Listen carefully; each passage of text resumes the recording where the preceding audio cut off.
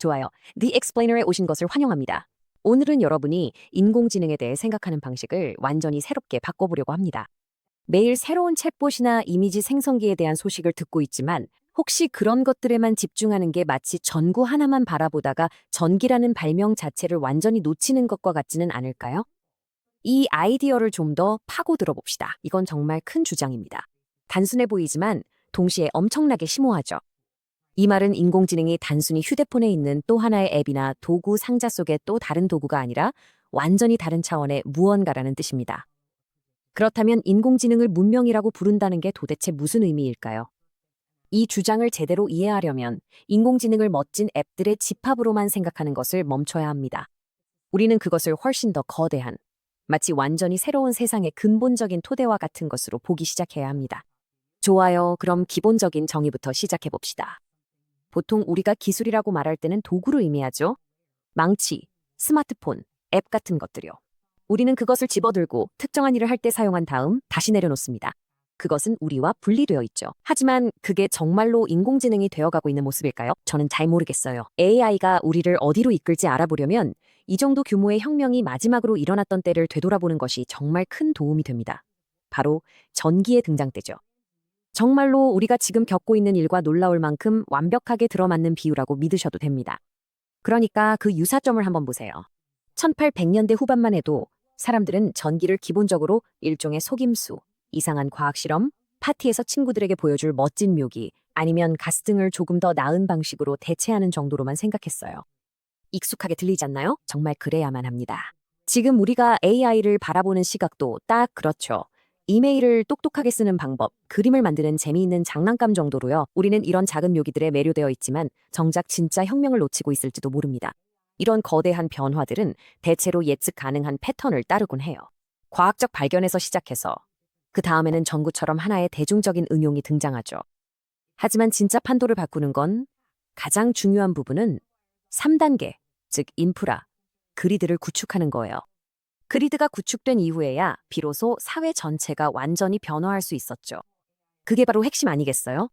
전구는 그저 전기를 이용해 할 수 있는 첫 번째이자 가장 뚜렷한 예였을 뿐입니다. 하지만 그리드, 즉 보이지 않고 지루해 보이는 전선과 발전소의 네트워크가 바로 모든 것을 가능하게 했죠. 그게 바로 현대사회 전체가 세워진 토대였고 당연히 오늘날로 이어집니다. 왜냐하면 지금 우리는 AI 그리드를 구축하고 있기 때문이죠. 물론 이번에는 구리선으로 만들어지는 건 아닙니다. 이제는 거대한 데이터 센터, 방대한 기초 모델, 그리고 이 모든 상호 연결된 알고리즘들로 이루어져 있습니다. 이것이 바로 새로운 공공 인프라입니다. 그리고 정말 흥미로운 질문, 우리가 모두 던져야 할 질문은 바로 이 위에 무엇을 쌓아 올릴 것인가 하는 겁니다. 진지하게 잠깐만 생각해 보세요. 전력망이 없었다면 이 모든 것은 불가능했을 겁니다. 공장 대량 생산, 전화, 라디오, TV, 냉장고, 세탁기, 심지어 인터넷까지 그 어떤 것도 존재하지 않았을 거예요.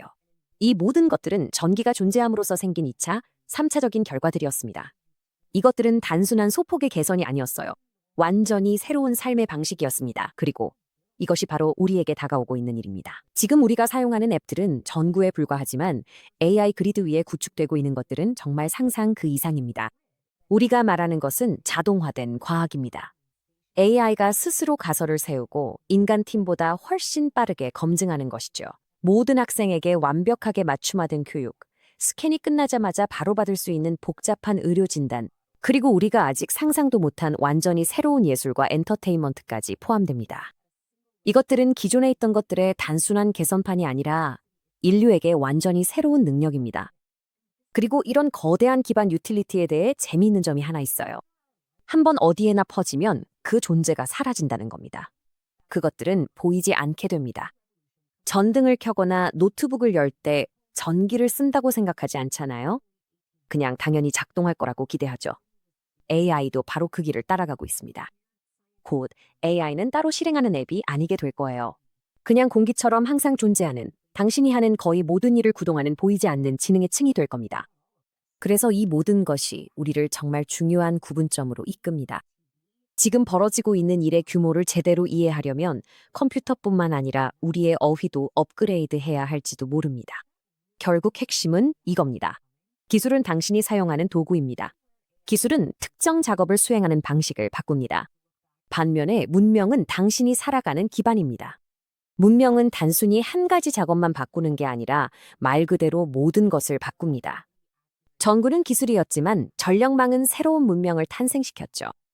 그러니까 이런 논리라면 챗봇은 단순한 기술일 뿐이지만 AI 그리드는 완전히 다른 차원의 것입니다.